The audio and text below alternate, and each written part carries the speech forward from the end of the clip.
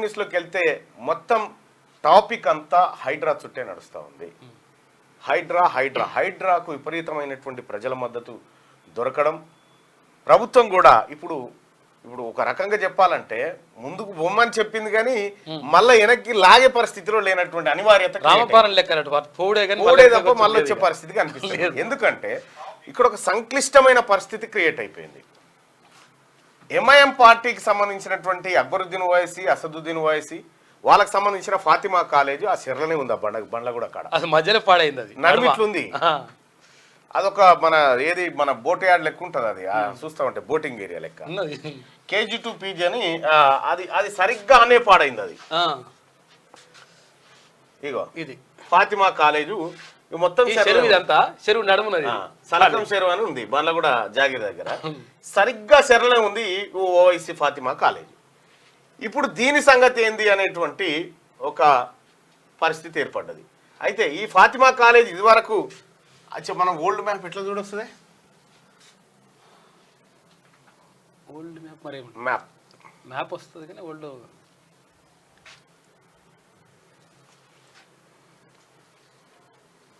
వెనక్కి పోయి చూడలేమా?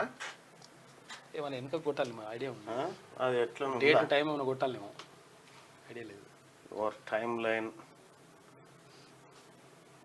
అంతా చెరువు ఉంటే చెరువులో కట్టిరు, మధ్యలో నడమ ఇంత మన్ను పోసి కట్టిరల్లా, చెర్ల మన్ను పోసి ఫాతిమా కాలేజ్ ఇట్లా జరుగుతుంది. అందుకనే నెక్లెస్ రోడ్ గులగొట్టుర్రి, GHMC బిల్డింగ్ గులగొట్టుర్రి అంటున్నాడు. అసలు కథ ఏంటంటే ఇప్పుడు ఈ అసదుద్దీన్ ఓవైసీది కూలగొట్టే దమ్ము మీకున్నదా అని అడుగుతా ఉన్నారు. ఎవరు? భారతీయ జనతా పార్టీ వాళ్ళు అడుగుతా ఉన్నారు. అసదుద్దీన్ ఓవైసీ, అక్బరుద్దీన్ ఓవైసీ వాళ్ళ ఫాతిమా కాలేజీను కూల్చే దమ్ము మీకున్నదా అంటున్నారు. ఒకవేళ కూలిస్తే మరి ఏం జరుగుతుంది? ఫాతిమా కాలేజ్, ఈ ఫాతిమా కాలేజీను కూల్చేటువంటి అవకాశం ఉంది. ఇదంతా చెరువే, చెర్లకే వెళ్ళిపోయింది అనుకో. రాదు, చెర్ల మన్ను పోసిరు అంతే. చెర్ల మన్ను పోసిరు, నోట్లే మన్ను కాదు, చెర్ల మన్ను పోసిరు. ఫాతిమా కాలేజ్ KG2 PG దాకా ఉంది ఇప్పుడల్లా. ఇప్పుడు దీన్ని చెర విడిపించేటువంటి ప్రయత్నం జరుగుతుందా అనేది పెద్ద క్వశ్చన్ అయింది. ఇప్పుడు అసదుద్దీన్ ఓవైసీ దగ్గర 7 ఎమ్మెల్యేలు ఉన్నారు. ఆ తర్వాత MP ఉండే 2 ఎంపీలు ఉన్నారు వాళ్ళు. మరి వీళ్ళని అసదుద్దీన్ ఓవైసీ వాళ్ళని ముట్టుకుంటే వాళ్ళ నుంచి వచ్చేటువంటి రియాక్షను, ఆ రియాక్షన్ కు ప్రభుత్వం తల ఉంచుతుందా అనేది చర్చ జరుగుతూ ఉంది. ఇక చాలా ఫామ్ హౌజులు, ఈ ఫామ్ హౌస్ ఇట్లా, ఫామ్ హౌస్ అట్లా, ఇది బఫర్ జోన్, FTAలు, అది ఇదని రకరకాలుగా చేస్తూ ఉన్నారు. సరే, ఏది చేసినా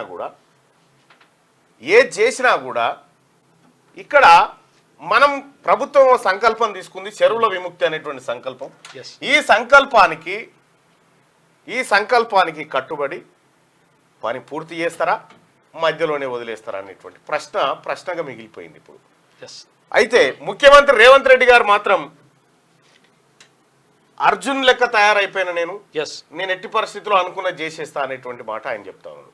హైడ్రా ఇప్పటి వరకు స్టాప్ అయితే ఓ రకంగా ప్రజల నుంచి వస్తున్నటువంటి స్పందన, హైడ్రా కీప్ గోయింగ్ అనేటువంటి మాటలు వస్తా ఉన్నాయి, చూసినావా? అవి ఏంటంటే ప్రజలకు డౌట్ వచ్చి వస్తా ఉన్నాయా, లేకపోతే నిజంగా నమ్మకంతో వస్తా ఉన్నాయా అర్థం కానటువంటి పరిస్థితి. మొత్తానికి హైడ్రా ఒక సంచలనంగా మారింది. ప్రతి జిల్లా మా జిల్లాకు హైడ్రా రావాలని చెప్పి చెప్తా ఉన్నారు. ఇప్పుడు హైదరాబాద్ లో చెరువు కుంటలు కబ్జా పెట్టినట్టు అన్ని చోట్ల పెట్టిండ్రు. కాబట్టి అన్ని చోట్లకు హైడ్రా దిగాలి, హైడ్రా తన పనితనాన్ని చూపెట్టాలని ప్రజలందరూ కోరుకుంటా ఉన్నారు. ఓ రకంగా చెప్పాలంటే రంగనాథ్ గారు ఇప్పుడు ప్రజలకు ఒక దేవుని లెక్క చూస్తున్నాడు. ఇక ఆయన దిక్కే చూస్తా ఉన్నారు. రంగనాథ్ గారు ఆయన తీసుకునే నిర్ణయాలు, ఆయన చేసేటువంటి చర్చల మీదనే ప్రజలందరూ చూస్తా ఉన్నారు. ఆఖరికి హైడ్రా ట్విట్టర్ అకౌంట్ కూడా ఓపెన్ చేసినట్టు దెబ్బకు వచ్చి అది వేలలో వచ్చి పడ్డది. ఏదేమైనప్పటికీ కూడా ఇప్పుడు ప్రభుత్వం కొన్ని ఇబ్బందులు ఎదుర్కోవాల్సినటువంటి అనివార్యత, ఎందుకంటే కొన్ని సాహసోపేతమైన నిర్ణయాలు చేసినప్పుడు తప్పై యదా హి ధర్మస్య జ్ఞానిర్భవతి భారత అన్నట్టు. అయితే ఎక్కడ అన్యాయం జరిగినప్పుడు, అక్రమాలు జరిగినప్పుడు భగవద్గీతలు ఏం చెప్తారంటే అర్జునుడు వచ్చి చెప్తాడు. అంటే ఇప్పుడు ఆయన రేవంత్ రెడ్డి చెప్పింది ఏంటంటే అర్జునుడు వచ్చి అంటారు అన్నట్టు, అరే వాళ్ళు చూస్తే మా తమ్ముడే ఉన్నాడు, ఇక్కడ చూస్తే మా అన్నలే ఉన్నారు, ఇక్కడ చూస్తే మా పెద్ద ఉన్నాడు, ఆడ చూస్తే మా తాత ఉన్నాడు, వీళ్ళని దంపాలి నాన్నేని అంటాడు. అరే అట్లా కాదురా నాయన, నువ్వు ఎవరినైనా దంపాల్సిందే, ఇది రాజ్యం రావాలంటే బరాబర్ సంపాల్సిందే, ధర్మ సంరక్షణ జరగాలంటే నువ్వు దంపాలంటాడు అన్నట్టు. అంటే అదే భగవద్గీత చెప్తుంది. ఇక్కడ కూడా సంభవామి యుగే యుగే. సో కాబట్టి ఈడ ఓవైశ్య మనోడ మంజ అనేది కాదు, లేదు ఏ పార్టీ అని లేదు. బోనం మీదకి ఎత్తుకున్న తర్వాత కింద దించితే ఇప్పుడు జనంతో లెక్క. కాబట్టి ఆ బోనం కూడా పోషమ్మ తల్లికి ఏరాల్సిందే, అంతే, చెరువులు సాపు కావాల్సిందే. ఇది పరిస్థితి. ఇప్పుడు వాస్తవానికి కూడా ప్రభుత్వం విన్నా ప్రజలు వినే పరిస్థితిలో లేరు. ప్రభుత్వం పైన నమ్మకము, ప్రభుత్వం పైన విశ్వాసం అనేది ఈ హైడ్రా చేసేటువంటి పనుల మీద ఆధారపడి ఉంటుంది. సో మరి దానికి మార్గాలు ఉంటాయి, కోర్టుకు పోయో ఆపో హైడ్రాని రకరకాలుగా ఆ ఉపాయాలు అవి వేరే ఉంటాయి. అందరికీ శరార్థులు.